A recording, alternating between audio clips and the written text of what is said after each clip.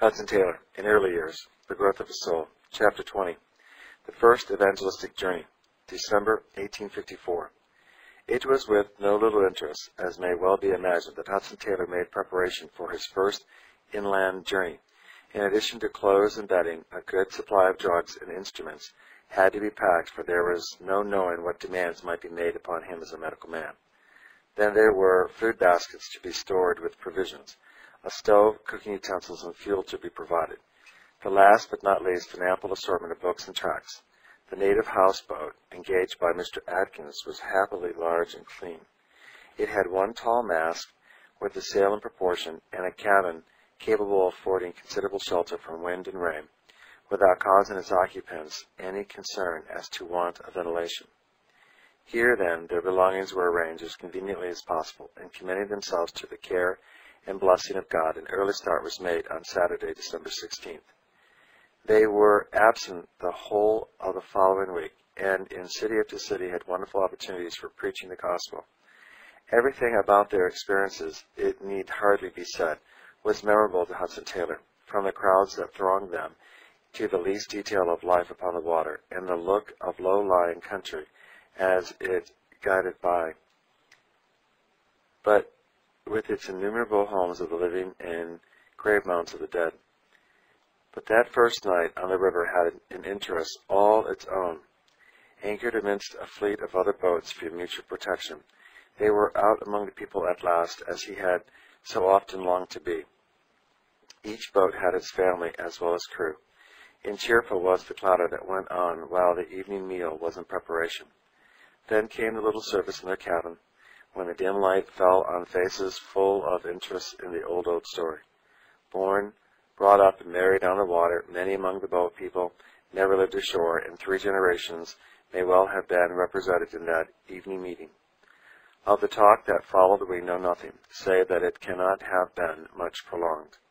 Rising before daylight means retiring early, and soon the young missionary would hear nothing on all the boats around them but an occasional voice or movement and the gong of the night watchman about the soft lapping of the water along the shore. With the turn of the tide after midnight, a stir began on the boats.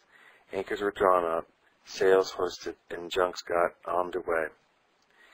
As it was still dark, our travelers slept on, awakening to find themselves within sight of Sung Kiang, a Fu city, some 40 miles south of Shanghai. Of their work in this place and others en route for Kaixing, we must not attempt to tell much in detail. A few scenes, however, may be touched upon as showing how the busy days were passed. In a Buddhist monastery in the first city, visited a poor recluse, was living a holy man, walled up in a tiny chamber in which he had been practically buried alive for years.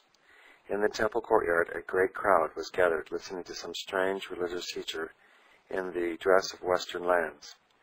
They were giving away books as well as preaching, and not until their supply was exhausted did they make a move to pass on. Some of the brotherhood then pressed forward, inviting them to rest a while in the monastery, and especially to visit the holy man. Thus it was that Hudson Taylor saw for the first time one of the unhappy beings. Surrounded by the yellow-robed, shaved-head priest, the missionaries were escorted to the cell. The only access to the poor devotee was a small opening left when the wall was in process of building, through which a man could scarcely pass his hand. There, almost without light or motion, unwashed, unkept, and alone, the holy man passed his days and nights of silence. How strange must have seemed to him those voices with their foreign accent and the pale faces of which he caught a glimpse through that little opening, his one point of contact with the outer world. Mr. Atkins, happily, could speak a dialect with which he was familiar, and very earnest were their prayers that the glad tidings of great joy heard under these circumstances, for the first time, might bring light and salvation to his soul. In the same city, a very different experience awaited them, and one that made them appreciate the 89 stone bridges to be found within its walls. Followed by a noisy ramble as they were seeking their boat, the visitors turned down a side street leading to a landing stage, which they took to be that of a public ferry. To their dismay, it was a private wharf protected by a pair of gates they had hardly noticed in passing. To return by the way they had come was impossible, for the narrow street was filled with an uproarious crowd, who, to prevent escape in that direction, swung to the gates and swarmed all over them, waiting between the bars for the next move of the strangers. The position was far from pleasant in an unknown city, with the crowd growing larger and more noisy all the time, and no bridge in sight. But the missionaries quietly looked to the Lord in prayer, and kept their wits about them. There were plenty of boats at hand, wrote Mr. Taylor, but none of them would take us. We called to several, to the great amusement of the crowd, but in vain. At length, seeing that something must be done, I took French leave, jumped onto a boat that was passing, and pulled it to the side for Mr. Atkins. Taken by surprise, the men made no objection, and off we went to the chagrin of our tormentors, who opened the gates and rushed to the waterside, shouting tumultuously. The first experience of trying crowds, and he was to meet so many. Before leaving the city that night, a second or third supply of literature being all distributed, a turn in the road brought them suddenly on the base of the square pagoda. Gray and imposing, the massive structure rose before them that for 900 years had been the glory of Songkian. The priest in charge consented to admit them, and soon the crowding of the streets gave place to the somber quiet of the old pagoda, and the view to be seen from a gallery near the top. Long and silent they stood, looking down upon the Madrid homes outspread before them. Far reached the ancient wall, closing its hundreds of thousands, and beyond it the tent-like roofs still stretched away towards the setting sun. And this was only one great center. All about it lay the rich, level country, dotted as far as the eye could see with villages and hamlets, while distant pagodas and temples told of other cities within easy reach. It was the first time Hudson Taylor had looked out on such a scene, and the fact of China's immense population began to assume new meaning from that hour. In the quiet of their boat that evening he was thinking of it still, pen in hand. "I think you will join me sooner or later," he wrote to his friend Mr. Broomhall. "Consider the use you could be out here.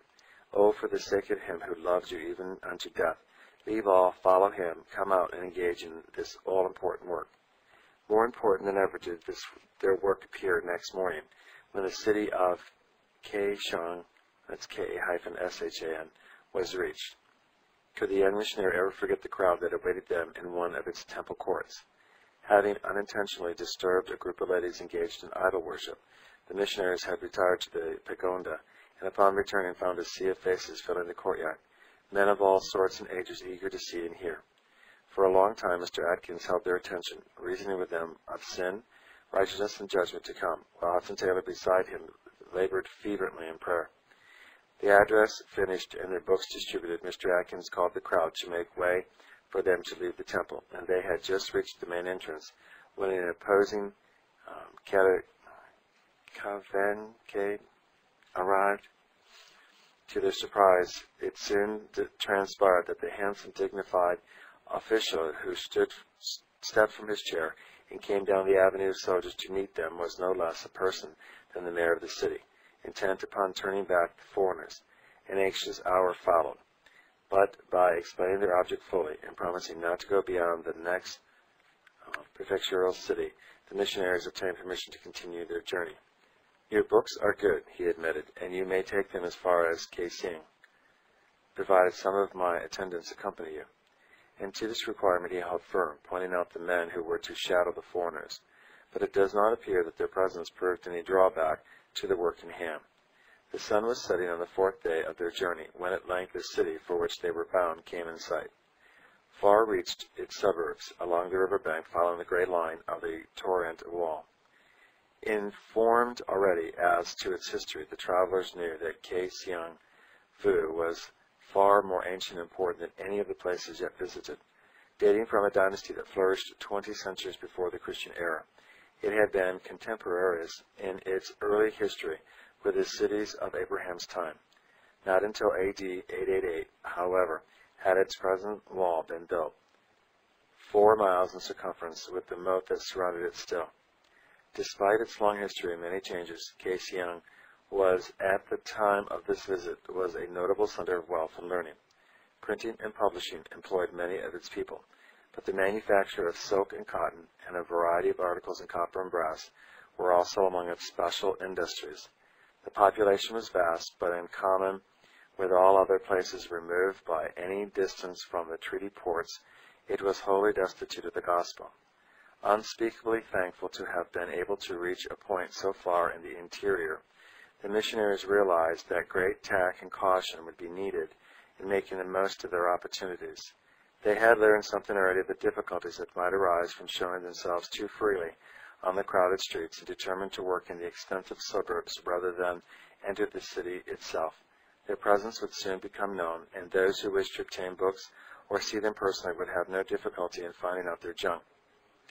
Immediately upon arrival, therefore, they went ashore, and before people had awakened to the fact that foreigners had appeared outside the west gate, they had distributed a large number of tracts. But even so, returning to our boat, wrote Mr. Taylor, we unintentionally gratified hundreds of spectators, including many ladies elegantly dressed. But soon the gathering shades of evening emptied the windows and closed the doors.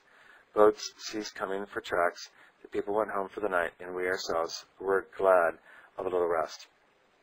Next morning, they were up betimes, and even before breakfast made a good beginning in the LIU-LI-KIAI, or 2 Mile Street, bordering the Grand Canal. Whenever a crowd collected, they passed on in their boat to another part of the river bank, their movements being so quick that they were able to leave tracks along the whole length of the suburb before it became prudent to absent themselves for a time. This they did by pulling around in the south side of the city, where a wide expanse of water and some picturesque islands formed a favorite pleasure resort. Here they were accessible to any who wished to follow them, and even if the crowds were large business, where it would not be interrupted, nor the shopkeepers annoyed. Little were they prepared, however, for the invasion of the YEN-YU and then LEO mansion of smoke and rain that followed. Out in the middle of the lake, this attractive island was the place chosen by the Emperor Qianlong of the present dynasty for a summer residence, and the beautiful building and gardens preserved a romantic interest, though fallen somewhat into decay. Mooring their boats near the palace, now used as a temple, Mr. Atkins and his companion went ashore to see what was to be seen, but they themselves were the sight of supreme interest, as they soon discovered. Before we had finished looking round, we observed a number of boats pulling off in our direction, and soon a regular ferry was established between the island and the opposite suburb. The people came in multitudes, and those who could read were quickly supplied with tracts. When a large number had collected, Mr. Atkins preached, and afterwards I had a long talk with some who gathered round me for books. By this time the numbers who had come were so great that we were obliged to go on board our boat, from which Mr. Atkins again addressed the people, to many of whom tracts were given. As the crowd was continually receiving accessions, we thought it wiser to put off a little from the island to prevent those who were behind from pushing the foremost into the water in their eagerness to see and hear. Immediately, however, the people followed us, and in the middle of the lake we were surrounded by boats and kept hard at work, supplying the newcomers with portions of scriptures and tracts. As fast as one boat was supplied, it pushed off, and another took its place. It must have been a paying business for the boat people. The boats were a better class than those commonly seen among Shanghai, and almost without exception they were sculled by women. Supplying tracts and talking without intermission proved tiring work as the afternoon wore on. But what joy it was to remember the promise that cannot be broken. My word shall not return unto me void. And to think that not a few around us might shine forever like the stars of heaven in the kingdom of our Lord. Later in the day, visits were received from several intelligent men who wanted to know more about the contents of the books they had received. Some were strangers from a distance, other mandarins awaiting office, and one an inspector of grain in the Kaisheng district. These people engaged Mr. Atkins in prolonged conversation, while Hudson Taylor continued supplying tracts from the deck. Not until evening was there any cessation in this work, and then the boat people and foreigners were alike weary and thankful for rest.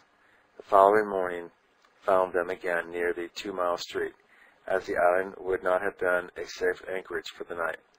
After breakfast and united prayer for blessing, They followed several smaller suburbs before moving off to the South Lake as before. Here the people began coming at once, and much of the day was occupied in preaching and seeing patients, as well as in supplying literature, for which there was a great demand. We found no difficulty, wrote Mr. Atkins, of the entire journey, in distributing a full share of the 1,000,000 Chinese Testaments. In the course of the afternoon, they spent an hour or two in a famous temple containing several idols of 20 or 30 feet in height. A most impressive view was obtained from the pagoda near at hand, and the brief respite for the prayers that it afforded sent them back refreshed to the crowd below.